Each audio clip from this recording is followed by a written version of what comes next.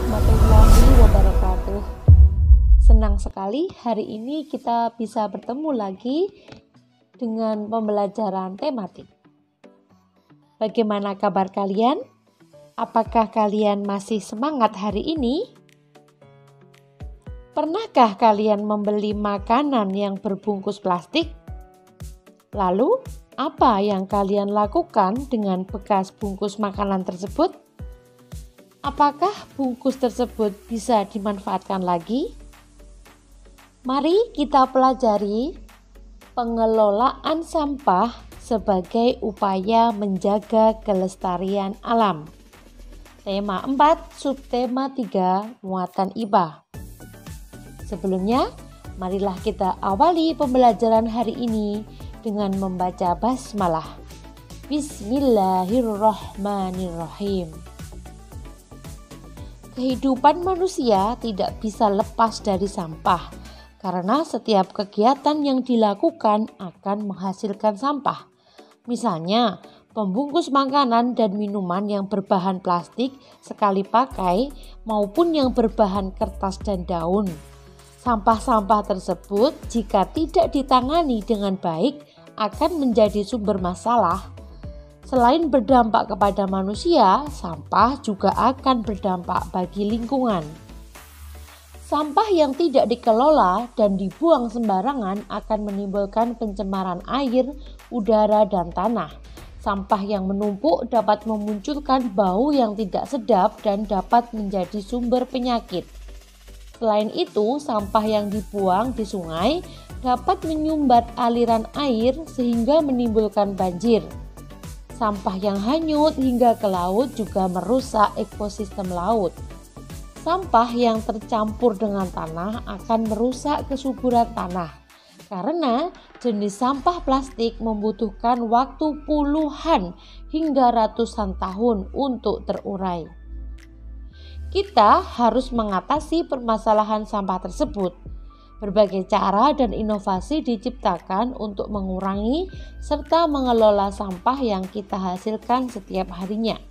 Salah satu upaya yang harus kita terapkan adalah prinsip pengelolaan sampah dengan cara 4R.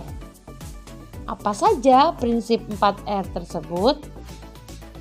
1. Reduce, 2. Reuse, 3. Replace, 4. Recycle. Reduce artinya mengurangi.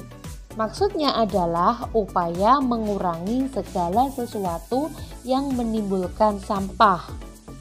Misalnya, mengurangi membeli makanan dan minuman yang menggunakan bahan pembungkus sekali pakai.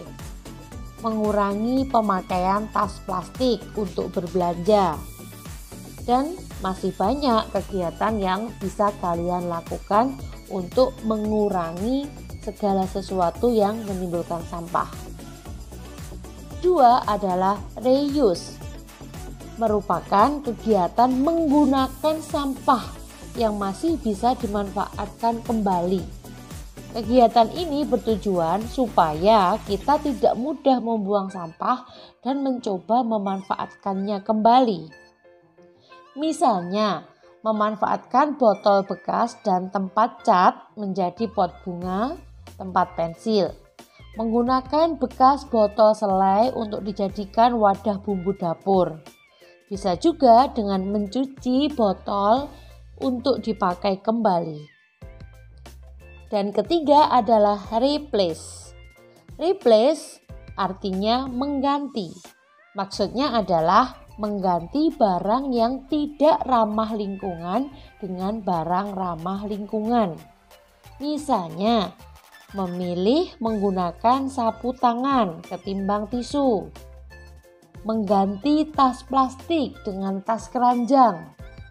Menggunakan sedotan bahan stainless steel yang bisa digunakan berulang-ulang. Keempat adalah recycle. Recycle merupakan upaya mendaur ulang sampah menjadi barang baru.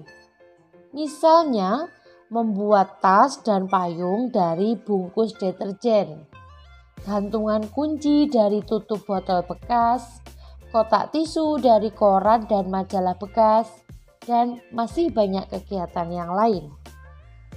Untuk melakukan recycle, perlu memisahkan antara sampah organik dan anorganik. Sampah organik ini bisa diolah menjadi kompos, pupuk kompos ya, dengan bantuan maggot. Maggot adalah larva dari lalat, atau kalau dalam istilah latinnya black soldier fly, atau dikenal dengan lalat tentara. Lalat ini memiliki ukuran lebih panjang dan besar. Meskipun termasuk lalat, maggot tidak menularkan bakteri, penyakit, bahkan kuman kepada manusia. Dan secara ekologis, maggot berguna untuk mengurai sampah organik.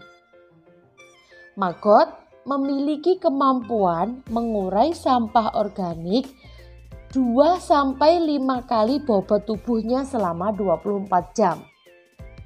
Dan 1 kg maggot dapat menghabiskan 2-5 kg sampah organik per hari. Wah, lumayan banyak kan sampah organik yang bisa terurai oleh maggot ini? Dan ini adalah penampakan dari maggot. Jadi maggot ini seperti belatungnya begitu ya, belatungnya lalat begitu.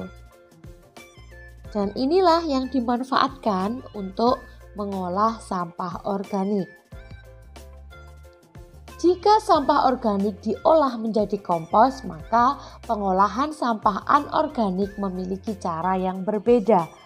Sampah anorganik dapat dijadikan bahan kerajinan dan cenderamata. Misalnya, sampah anorganik yang berasal dari botol plastik, plastik pembungkus makanan dan sabun, botol kaca, kertas bekas, itu bisa dijadikan bahan kerajinan dan cenderamata. Dan kegiatan tersebut bisa mengurangi sampah dan juga bisa dijadikan sebagai sumber penghasilan. Baiklah anak-anak, setelah kalian menyimak penjelasan tadi, sekarang lakukan satu aktivitas untuk pengelolaan sampah di rumah kalian masing-masing. Kemudian foto aktivitas yang kalian lakukan tersebut, beri keterangan aktivitas dan kirim ke GC.